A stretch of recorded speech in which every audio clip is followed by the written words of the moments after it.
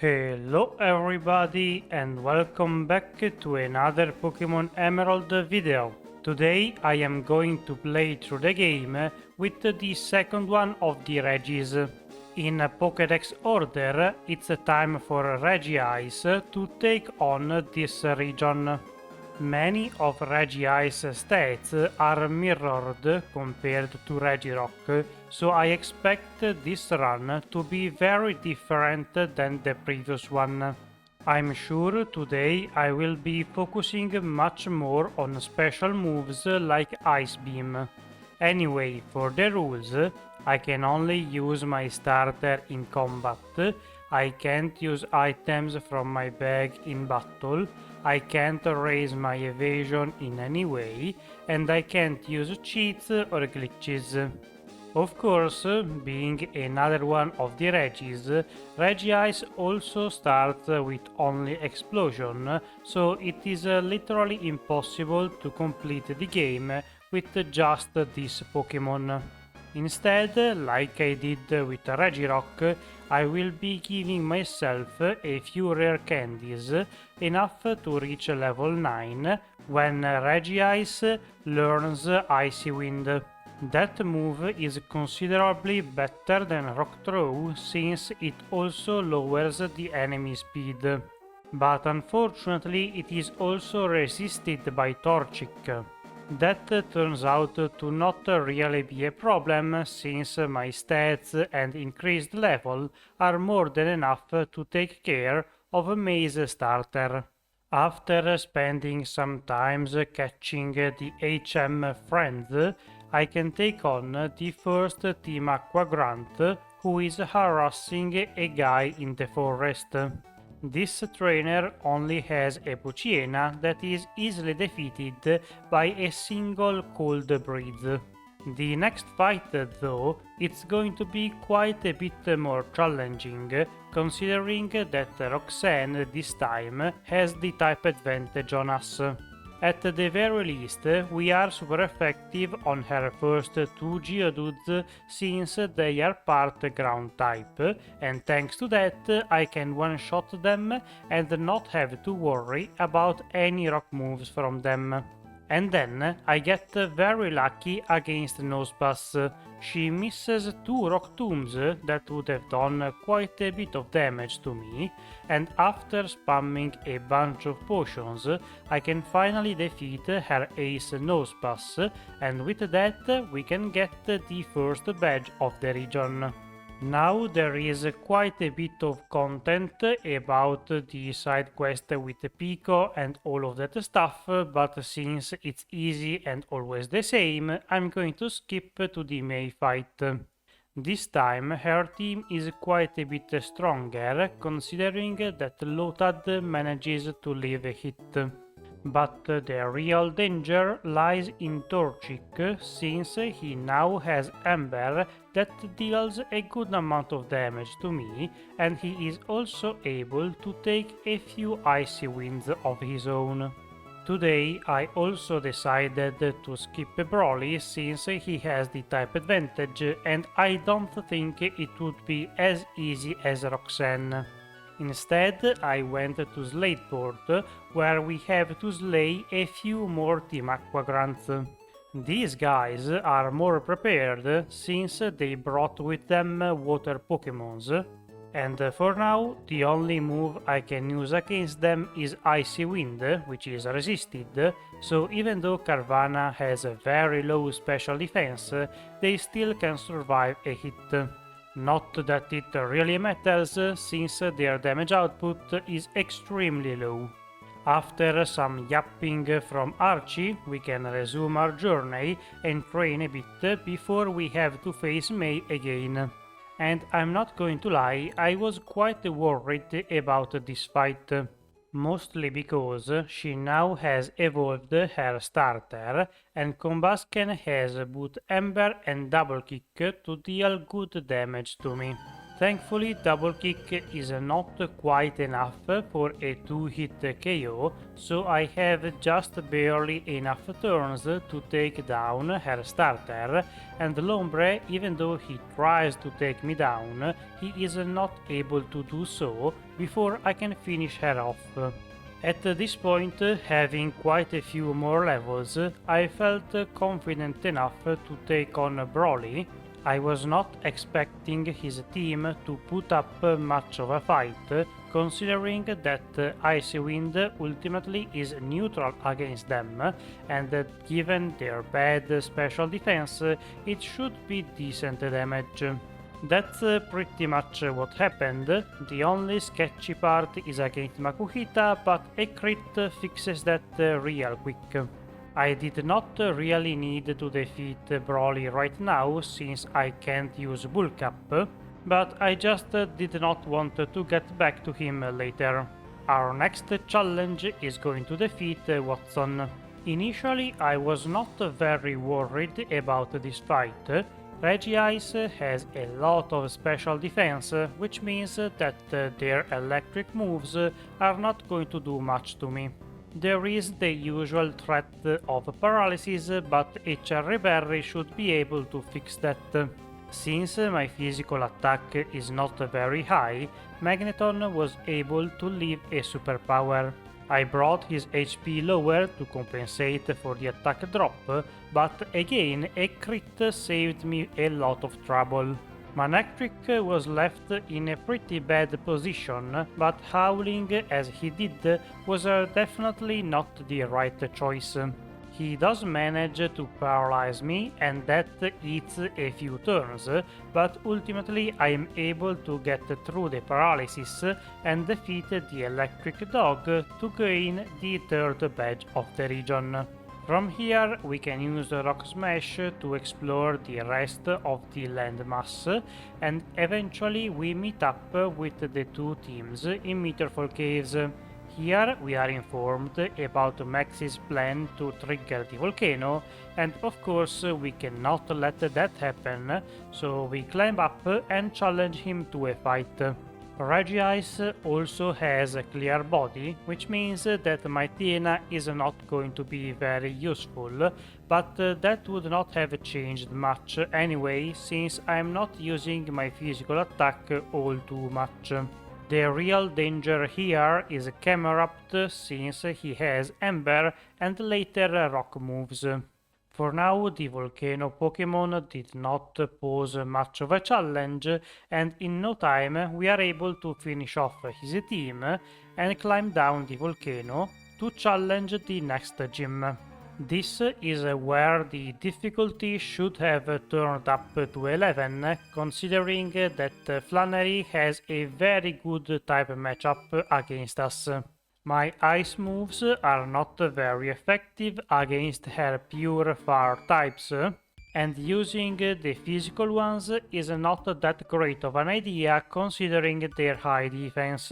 Fortunately for me, REGICE can learn Thunderbolt for some reason, and that's exactly what I need to defeat Torkoal in 2 hits before he has the chance to cook me with Overheat. Now that one of the hardest fights in the region is done, I am much more calm. And so we can backtrack a bit and take on our dad.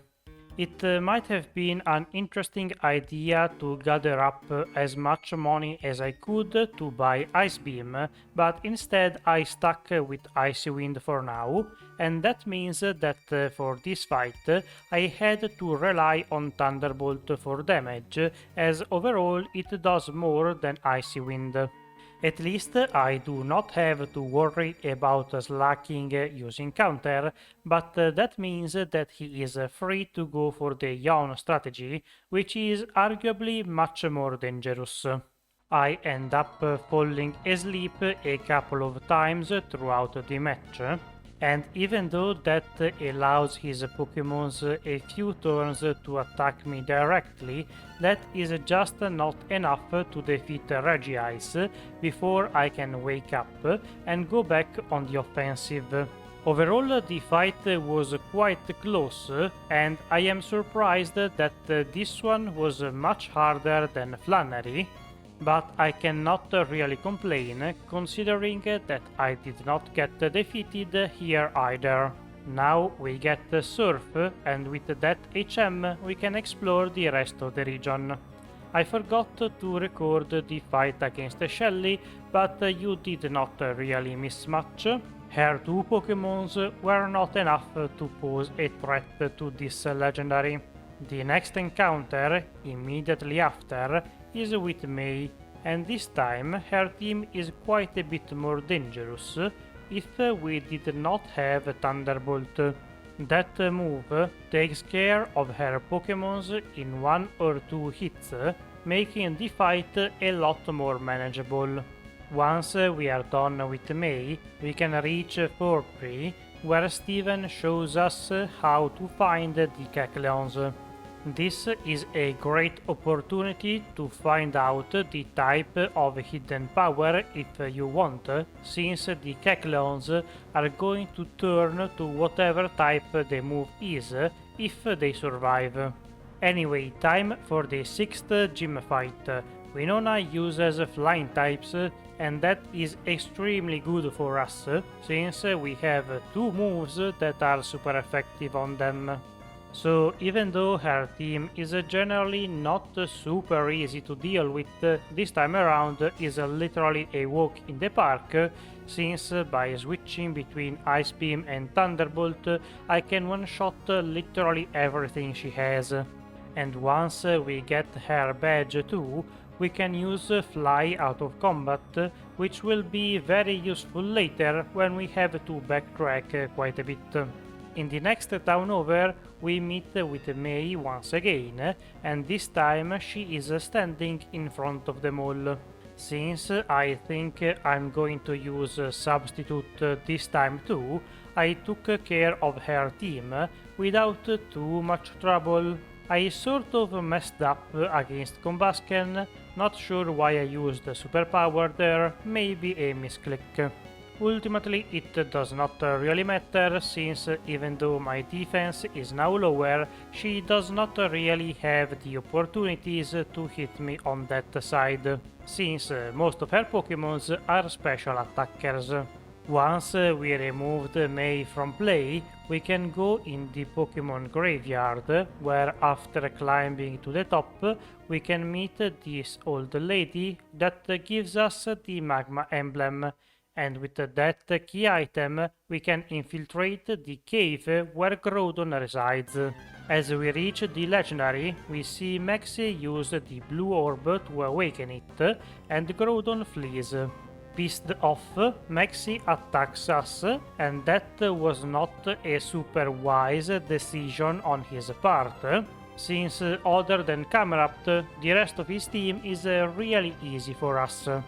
To give him some credit though, Camerupt does pose a bit of a challenge, since he immediately uses Amnesia, and that allows him to survive quite a few more turns. Unfortunately for him, that was not quite enough to deal anything to me really. And now that Maxie is defeated, we can go to the Team Aqua base and do the same to one of their admirals. Much like Shelly, this guy only has 2 Pokémons, and since I have super effective moves on both of them, they are going to go down in a single hit each. That was not really the point though, because this guy bought enough time for his boss to run away, and to chase him, we have to get the next badge, that is held by these 2 kids, Tate and Liza. Usually these guys are a big problem since it's a 2v1 fight, but today, since I have massive special defense and decent moves for their teams, this is not going to be super problematic. There are a couple of moves that are sort of problematic, like Ancient Power or Flamethrower or Hypnosis, but by focusing on those Pokémons and leaving Xatu alive, I can defeat them before they can attack me with those attacks, and eventually I can take care of Xatu too, since Ice is still super effective even though his special defense is considerably higher now, thanks to all the Calm Minds he was able to use. Of course, we have to waste some times with all of their hyper potions, that is sort of a given for this fight. But even though I ran out of Ice Beam PPs, I can still finish off the Totem Pokémon and get this badge. We are not done with this piece of land though, because we now have to aid Steven in his fight against the leadership of Team Magma. This fight could be a bit problematic, since both of their Camerats know Rock Slide. But since they are kinda dumb, they generally do not use spread moves much. Instead, they prefer to set up with Amnesia, which, to be honest, is not that bad of a play considering that I am a special attacker. That is not nearly enough though, because once I took care of all the Pokémons on the right side, this time it's a 2v1 in my favor.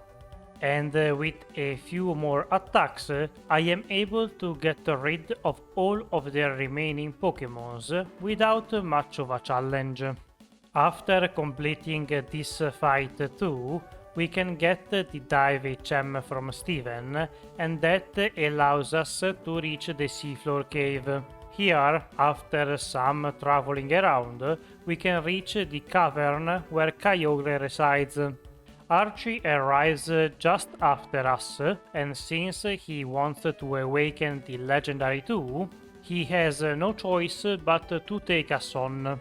Much like his fire counterpart, his team does not stand too well against us. Sure, his Sharpedo resists ice, but not electric, so that fight is over. Of course, if it was that simple, it would not be fun, and so the red orb activates anyway and wakes up Kyogre. With both of the legendaries on the run, the weather in the region becomes a mess, and the only way to stop them is to awaken Rayquaza. After climbing his tower, we can send him to stop the other two legendaries from fighting, and while I do that, could you like, subscribe, maybe leave a comment, and all of that YouTube stuff? Once the legendary situation is fixed, we can finally take on the last gym. Juan uses water types, and that could be a problem if only I did not have Thunderbolt. If I had to face him with only Ice Beam, this fight could have been sort of challenging, but instead this turned out to be not that bad. I even ended up using a couple of ancient powers on Cilio looking for a boost, but that was a useless risk I took, since it could have paralyzed me or frozen or any other weird stuff. Kingdra gets critted, so no dodge strats for you today. Now that we have all 8 of the badges, we can enter the Victory Road, where just after stepping in, we are attacked by the secondary rival Wally. His team is composed of many different Pokémons with a lot of type diversity that sometimes can be challenging to navigate. Not this time though, since Ice Beam can take care of most of the stuff, and Superpower is still enough to get rid of that pesky Magneton. The only thing that sort of survives is Gardevoir, since it too has a lot of special defense, but that's just not enough to cut it. After clearing the rest of the Victory Road, we can enter the league, where our first match is going to be against Sidney. As I previously mentioned, I got the substitute for the league since that move is very good to deal with Maitiena and with Phoebe, since the first two Elite Four members are more reliant on messing up your team rather than brute forcing. Sure, the substitute cannot last forever, but even if it blocks a couple of sand attacks or a curse, is more than worth it. The rest of Sidney's team is kinda weak to Ice Beam and Thunderbolt, so with those two moves I can take care of that and move on to Phoebe. Today I was not as worried about running out of PPs since I have 3 moves to hit her Pokémons with. First of all, I set up a substitute since I know that that way her lead Dusclops cannot use Curse, and that is a huge weight lifted off my shoulders. From here, the strategy really is just to spam attacks over and over. Eventually all of her Pokémons will be defeated. Maybe I could have tried to use Ancient Power more at first, since it has a chance to give you an Omni Boost that would increase my special attack and so make it easier to defeat the rest of her Pokémons. That could have been nice, since even though Ice Beam does very good damage, is just a bit short of the one-shot on her Pokémons, and that could lead to some troubles. I wanted to use another substitute, but my HP got kinda low, and it was very easily defeated by Sableye. That sort of surprised me. I guess Nightshade is a substitute's weakness. Anyway, after defeating Phoebe, we have to take on Glacia, and this fight could be a bit annoying. I can't really use Ice Beam since all of her team resist it, but at least I have Thunderbolt. It works good for the Walrein and Celios, but not so much for the Glalis. Fortunately for me, they can't really do much to me either, since most of their moves are special and ice. Unfortunately, they set up a light screen, so my attacks are going to do even less damage now. Yay! Given all of that, I switched to Ancient Power, because even though it's a physical move, it is super effective and of course there is always the chance of an Omni Boost. Eventually the light screen fades, and with a couple more attacks I can finish off her last Glalie, but first she has to waste our time even more with the hail animation and the potions to heal up her last Pokémon. That is more annoying than threatening, since there is really not much she can do at that point.